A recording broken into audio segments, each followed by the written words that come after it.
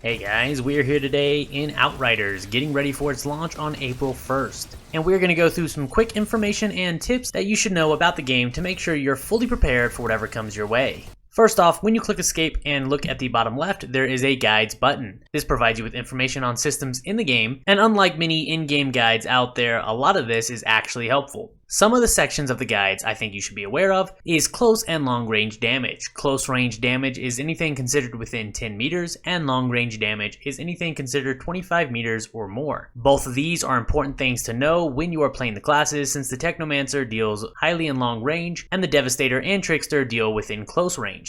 It is also extremely important to know for all four classes that your basic skill, the Anomaly Push, or your melee attack, is considered a class skill, and will gain damage bonuses based off your anomaly power, and for the Pyromancer it will mark enemies for your heal mechanic. It's also important to take a look at some of these settings if you are just now starting out on the game. An incredibly important one in my opinion is the sprint mode. The game defaults it to being toggle, which is different than most every other game I have played and not what I am used to at all. This can actually have huge effects on the game since you have two versions of your melee class attack. While you are at normal jogging speeds or standing still, you will do a short range cone attack in front of you. However, if you are currently sprinting, you will leap up in the air and slam, dealing damage in a radius around you. If your sprint mode is on toggle and you do not realize it, sometimes when you sprint to activate your AoE slam attack, it will toggle it back off, doing your short range cone attack. Another important setting that you might want to change is auto set maximum world tier. The default is to have it on. However, if you are used to playing games in story mode or on easier difficulties, you will want to uncheck this so that the game is not automatically progressing you to the hardest difficulty. Also take a look at the auto loot minimum rarity setting. The game defaults this setting to the epic loot.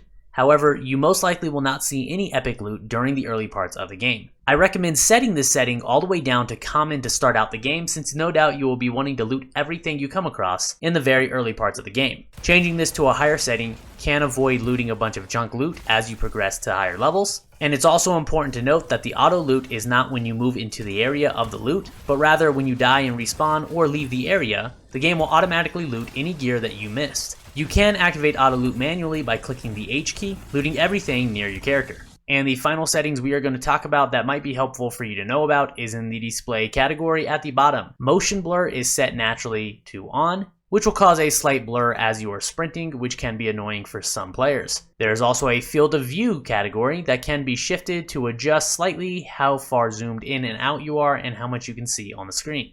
At an early point in the game, it will tell you that you can replay story missions and reset your story progress, although it is not immediately apparent how to do this. If you click Return to Lobby at the bottom left of your screen, and in the lobby menu on the bottom left, you have Select Story Point. You can move your story progress back to a previous mission and replay it with your current gear and equipment. This might also be a factor if you helped a friend play the game and they were not at the same point as you. If you played a mission too far ahead of you, you can reset your story progress to the point you were at. Also, if you helped them with the mission you had already completed, you will need to move your story point back up to your current progress in order to continue where you left off.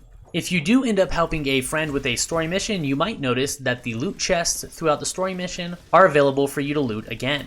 That's because every loot chest in the game is on a per character basis. So if you log on an alt of yours or help a friend with a story mission in their instance, all of the loot containers you have already looted will be available to loot again. This means that when you are playing co-op with other players and do a side mission or a story quest, it can be a helpful thing to switch leaders of the group and go replay the same side mission or story quest to gain more loot. Not only can this be done between multiple characters of yours that are near the same level, or with friends in co-op mode, but you can also take advantage of this through the daily reset. All the chests will reset once a day, although I am not exactly sure at what time Outriders does this, and you can gain all the chests again through any of the story missions you want to repeat and side quests. The game will also keep your world tier the same, so when you go and replay these missions, they will be at the difficulty you want to play at, and the loot will be your level. Which brings me to my next point. Be sure you're aware of your surroundings and looking everywhere in Outriders. Although the game might seem like a linear world, there are a lot of nooks and crannies and small rooms that you might miss and not have realized there are loot chests in, which has happened to me quite a few times. Without giving you any spoilers, there's a very early mission where you will be in a large room with smaller gated rooms all along your sides. The game will have you activate a wheel to open a door behind you, which is how you progress the story mission. However, you might not have noticed that it also opened a lot of the smaller gated rooms that you had already passed, which contain loot chests in them. There are a lot of areas like this throughout the game, even in the early parts, of smaller rooms off to the side that contain loot or collectibles in them. So make sure you're taking your time and exploring every area of the map.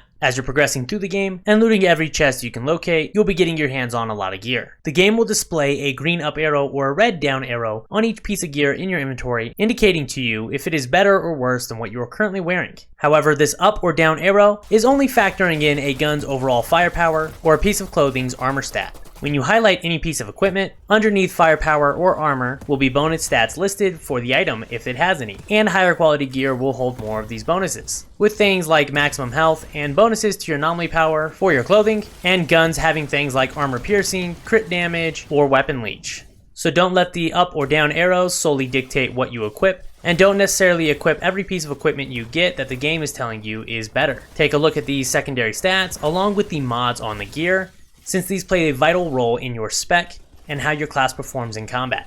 The final two tips I have for you have to do with combat. Number one being that the game does not use the same terminology across the board when it comes to skills and abilities. If you play the Pyromancer, you will see that Thermal Bomb says whenever an enemy dies while it's on them, they will lift up in the air and explode in a large radius, dealing damage to everything around them. Overheat uses the same terminology, saying it will deal minor damage and interrupt everything in a large radius. As you begin to use these abilities, you will see that their radius is nowhere near the same, with Thermal Bomb exploding in maybe a 10-meter radius around the target, and Overheat hitting nearly every enemy you're in combat with, no matter where they are in the room. I don't have an answer for you exactly on why this is the case, but it is something you need to be aware of. Don't just read the description of an ability and assume you know its range or how it works. I suggest testing each ability as you unlock them, and actually getting a feel for how they operate so you know if you want to use them or not. And the final tip I have for you is on the effective range of guns. Each weapon in the game tells you its effective range, with SMGs being around 15 meters, moving up to LMGs around 50 meters, and rifles having 180 meters. The important thing for you to know is that the damage drops off about 50% once you exit this effective range. So the SMG at approximately 16 meters drops from say 10 damage down to 5 or 6. But the very important thing to know is that as you progress farther from the target, the SMG loses more and more damage per shot. You should be aware of this, especially with the shorter range guns. Just because a target is 100 meters away from you does not mean the SMG and assault rifle perform the same. The assault rifle will hit a little bit more damage than the SMG